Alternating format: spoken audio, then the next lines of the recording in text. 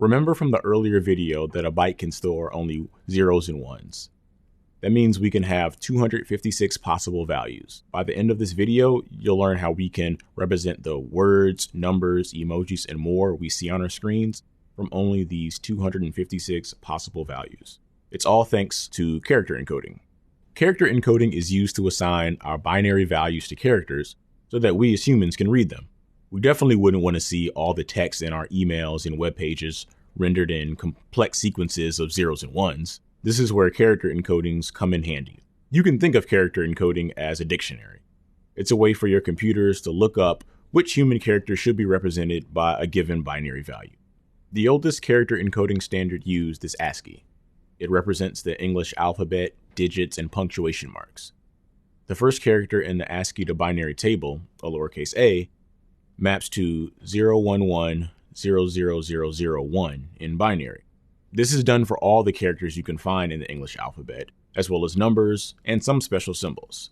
The great thing with ASCII was that we only needed to use 127 values out of our possible 256.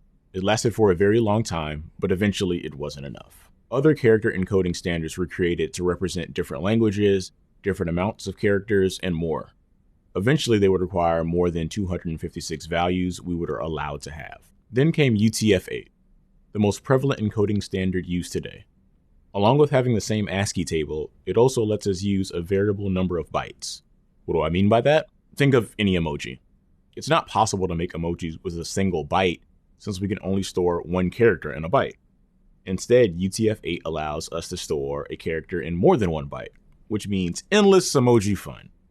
UTF-8 is built off the Unicode standard. We won't go into much detail, but the Unicode standard helps us represent character encoding in a consistent manner.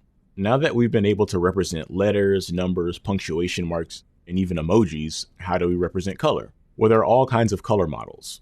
For now, let's stick to a basic one that's used in a lot of computers, RGB, or red, green, and blue model.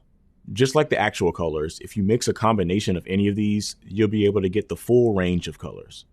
In computer land, we use 3 characters for the RGB model. Each character represents a shade of the color, and that then changes the color of the pixel you see on your screen.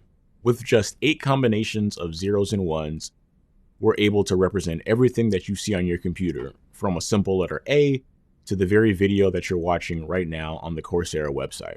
Very cool. In the next video, we'll discuss how we actually generate the zeros and ones.